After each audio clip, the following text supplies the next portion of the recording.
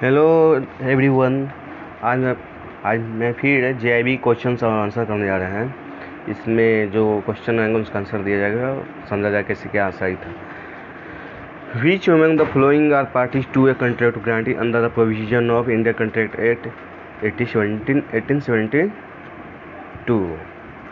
देखिए, इसे पूछ रहा है कि इंडियन कॉन्ट्रैक्ट एक्ट 1872 में जो कॉन्ट्रैक्ट गारंटी में कौन कौन पार्टीज होते हैं।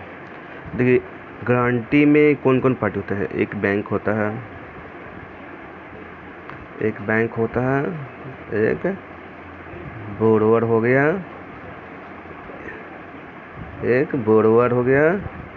एक ग्रांटर हो गया। 3 पार्टी होते हैं। ये लिखता है ग्रांटर एंड प्रिंसिपल डेप्टर, नहीं, गलत आंसर। 3 पार्टी होनी चाहिए, प्रोमिसर एंड क्रेडिटर, ये भी नहीं होगा। क्रेडिटर प्रिंसिपल डेप्टर, ये 2 पार्टी नहीं होगा। डेप्टर हो गया आपका बैंक, क्रेडिटर हो गया बोरोवर, सिक्योरिटी हो गया grantor. Answer D is right answer. Answer D is right answer. Answer D right answer. Second question हम देखते हैं। Liability of the grantor in a contract of guarantee as per section 128 section में जो grantor का liability है क्या है? Unlimited where it is not recovered wrong, जितना लोन अमाउंट है उतना तक ही गारंटी होगा। Irrespective of the liability of the principal debtor it does not contribute wrong, जितना प्रिंसिपल डेप्टर का लायबिलिटी होगा उतना ही ग्रांटर का लायबिलिटी होगा। तो coextensive with that of principal debtor, it is right answer. Answer आपका सी सही है।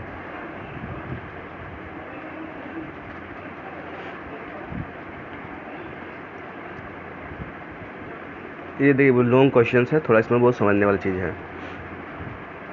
मॉडल बैंक के sanction working capital limits ₹30 lakh to messrs Janardan and company, for which a guarantee was given by mister Satyanarayan who gave a notice to the bank withdrawing his guarantee when the balance in the amount was ₹27.60 lakh.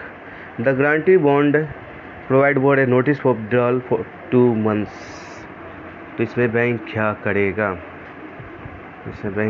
With the issue of a withdrawal notice, the guarantor is totally absolved of priority, is no more liable for the outstanding dues. It is not wrong answer. क्यों? Guarantee इसलिए लेते हैं कि मेरा loan secure हो। जब वो guarantee withdraw कर जाए तो जो बकाया वो कौन देगा? 27.60 लाख का, इसलिए रॉन्ग आंसर।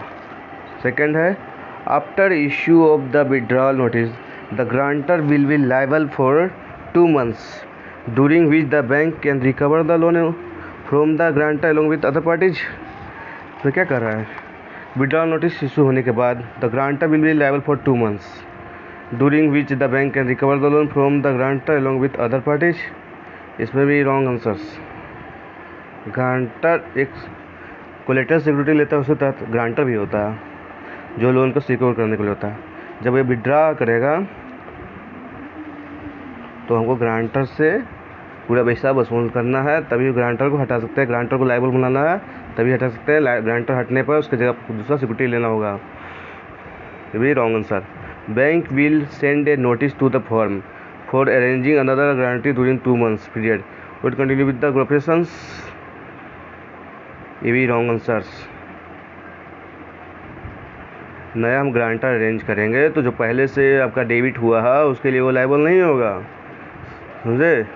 उसके लायबल होने के लिए इस पर लायबिलिटी फिक्स करना जरूरी है, इसलिए answer C is wrong.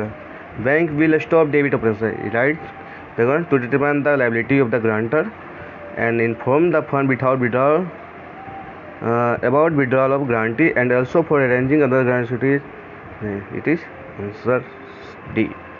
Answer D right होगा। आंसर डी राइट होगा। Answer D right. The guarantee given by guarantor to secure a term loan falls under which of the following category? किस category में आएगा? Performance guarantee, financial guarantee, specific guarantee, continue guarantee, independent guarantee. Performance guarantee term आता है bank guarantee में, तो इसलिए it not wrong answer. Financial guarantee bank guarantee में आता है टर्म्स। स्पेसिफिक गारंटी और कंटिन्यू गारंटी। देखिए स्पेसिफिक गारंटी और कंटिन्यू गारंटी होता है। स्पेसिफिक गारंटी होता है एक टर्म लोन के लिए होता है, और कंटिन्यू गारंटी में है आपका सीसी के लिए। कंटिन्यू गारंटी में इसलिए सीसी के लिए कंटिन्यू गारंटी लेते हैं, इसमें डिमांड डिपॉजिट भी होता है और डेबिट विड्रा भी होता है। स्पेसिफिक गारंटी में हो गया कि इसमें टर्म लोन में जो जमा हुआ है तो लायबिलिटी कमते करता जाता है, रिड्यूस होते जाता है। इंडिफिनाइट गारंटी ये रॉन्ग आंसर, इसलिए answer correct answer specific guarantee है, सी।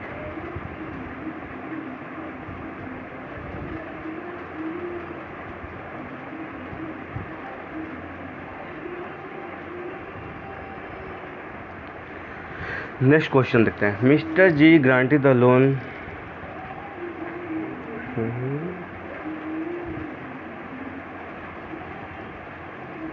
Mr. G granted the loan raised by Mr. Y, who failed to pay. When money was demanded from Mr. G, he paid the loan. As for handing over the security available in which grant G is to demand the security. Right of foreclosure इसमें wrong है, इसके बारे में detail से एक video बनाऊंगा। Right of redemption का भी रॉन्ग है, राइट ऑफ मिसमार्शलिंग भी रॉन्ग है। इसमें राइट ऑफ सब्रोगेशन सही है।